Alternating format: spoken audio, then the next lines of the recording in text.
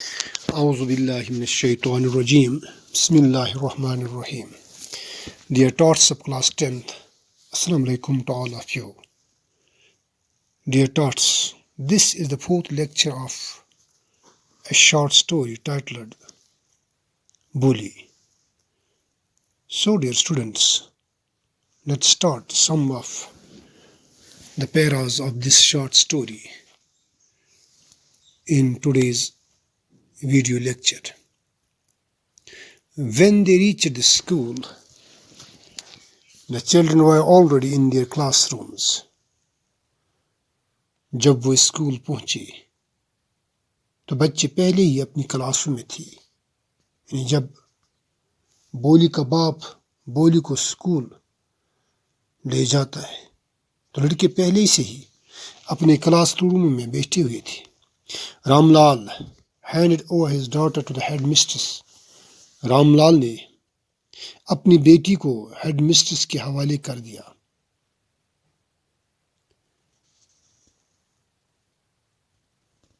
Left alone, the poor girl looked about her with fear-laden eyes. اکیلی رہ جانے پر وہ بیچاری لڑکی یعنی بولی اپنے چاروں طرف ڈری ہوئی آنکھوں سے دیکھنے لگی. There were several rooms. وہاں کئی کمرے تھے. And in each room girls like her squatted on mats, reading from books or writing on slates. ہر ایک کمرے میں اس کی جیسی بولی جیسی لڑکیاں چٹائیوں پر بیٹھی ہوئی تھیں. کتابوں میں سے کچھ پڑھ رہی تھے یا کچھ سلیٹوں پر لکھ رہی تھیں. The headmistress asked Boli to sit down in a corner in one of the classrooms. Headmistress نے بولی کو ایک کلاس کے کونے میں بیٹھ جانے کو کہا. Boli did not know what exactly a school was like and what happened there, but she was glad to find so many girls almost of her own age present there. بولی کو پوری طرح معلوم نہیں تھا کہ اسکول کس طرح کا ہوتا ہے اور وہاں کیا ہوتا ہے، لیکن وہ وہاں تقریباً اتنی ہی عمر کی بہت ساری لڑکیاں دیکھ کر خوش ہو گئی. She hoped that one of these girls might become her friend. اس سے امید تھی کہ ان میں سے شاید کوئی لڑکی اس سے یعنی بولی سے اپنی سہیلی بنا لے. The lady teacher who was in the class was saying something to the girls, but Boli could understand nothing. وہ استانی جو اس کلاس میں تھی لڑکیوں سے کچھ کہہ رہی تھی لیکن بولی کو کچھ سمجھ نہیں آیا. She looked at the pictures on the wall. وہ دیوار پر لگی تصویروں کو دیکھنے لگی. The colors fascinated her. یعنی وہ رنگ جو تصویر میں بھرا ہوا تھا اس سے وہ تصویریں بہت اچھی لگی. The horse was brown just like the horse.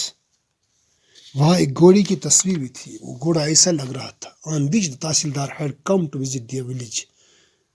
یعنی اسی رنگ کا گھوڑا وہاں تصویر میں تھا جس رنگ کے گھوڑے پر تحصیلدار صاحب ان کے گاؤں میں آیا کرتا تھا. The goat was black like the goat of their neighbor.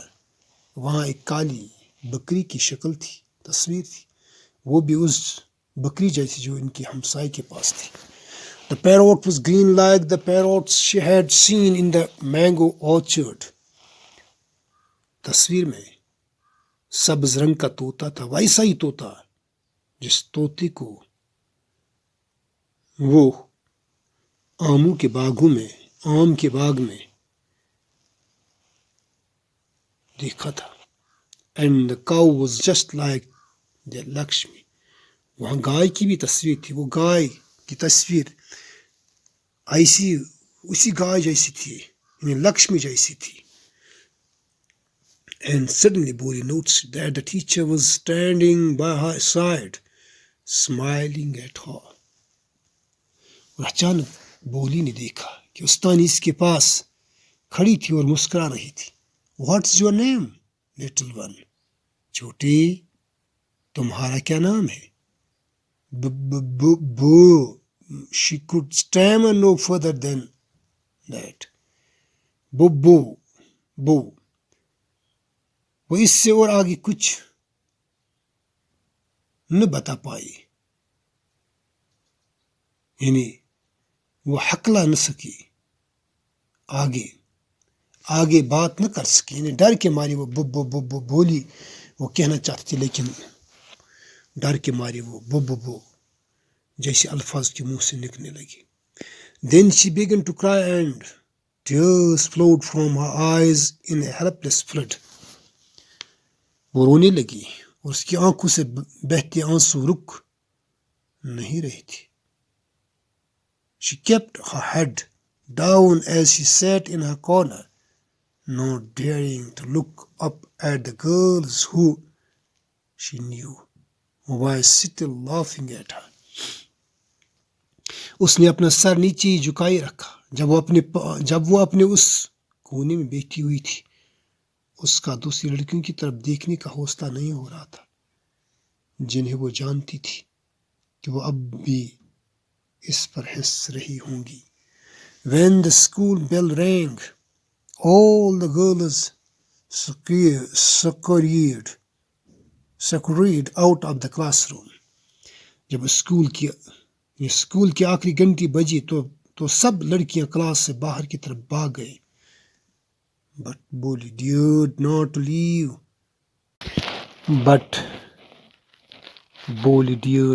leave her corner. لیکن بولی کو اپنا کونا چھوڑنے کا حوصلہ نہ ملا، جرأت نہ کر سکی. Her head still lowered. She kept on sobbing. اس کا سر اب بھی نیچے کو جھکا ہوا تھا اور سسکیاں وہ لے رہی تھی. بولی. The teacher's voice was so soft and soothing. In all her life she had never been called like that. It touched her heart. استانی کی آواز بہت ہی نرم اور ڈھارس بنانے والی تھی. اس کی پوری زندگی میں اس سے کبھی بھی اس طرح سے بلایا نہیں گیا تھا. یہ آواز اس کے دل کو چھو گئی. Get up, said the teacher. اٹھو، استانی نے کہا. It was not a command, but just a friendly suggestion. یہ کوئی حکم نہیں تھا، صرف ایک پیار بھرا سجھاؤ تھا. بولی got up. بولی اٹھ کھڑی ہوئی. Now tell me your name. اب تم مجھے اپنا نام بتاؤ. Sweat broke out over her whole body.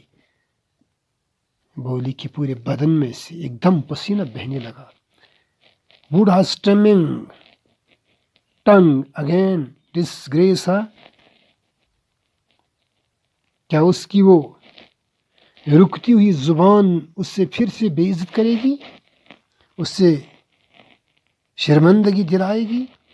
For the sake of this kind woman, however, she decided to make an effort. She had such a soothing voice, she would not laugh at her. لیکن پھر بھی اس رحم دل عورت کی خاطر اس نے ایک بار پھر کوشش کرنے کا فیصلہ کر لیا. اس کی استانی یعنی اس کی آواز کتنی ڈھارس بنانے والی تھی، اس سے لبھانے والی تھی. وہ اس کا مذاق نہیں اڑائے گی، ایسا بولی کو یقین تھا. بو بو بو بو she began to stammer. بو بو بو وہ ہکلانے لگی. Well done, the teacher encouraged her. شاباش بیٹا، شاباش، بہت اچھا. استانی نے اس کا حوصلہ بڑھایا، یعنی حوصلہ بندھاتے ہوئے کہا. Come on, now the full name. شاباش بیٹا، چلو چلو اپنا پورا نام بتاؤ. بولی. At last she was able to say it and felt relieved as if it was a great achievement. بولی، آخر وہ ایسا کہنے کے قابل ہو گئی اور اس سے اتنی راحت محسوس ہوئی مانو اس نے کوئی بڑی کامیابی حاصل کر لی ہو. Well done, the teacher patted her affectionately and said, put the fear out of your heart and you will be able to speak like everyone else. بہت اچھے. استاد نے اسے پیار سے تھپ تھپایا اور کہا اپنے دل سے ڈر نکال دو اور تم کسی بھی دوسرے کی طرح بولنے کے قابل ہو جاؤ گی. تو پیارے بچوں، آج کی اس ویڈیو لیکچر میں اتنے پر ہی ہم اکتفا کریں گے. آنے والے وقت میں اگر اللہ نے چاہا تو پھر ملیں گے. تب تک کے لیے خدا حافظ. السلام علیکم ورحمۃ اللہ.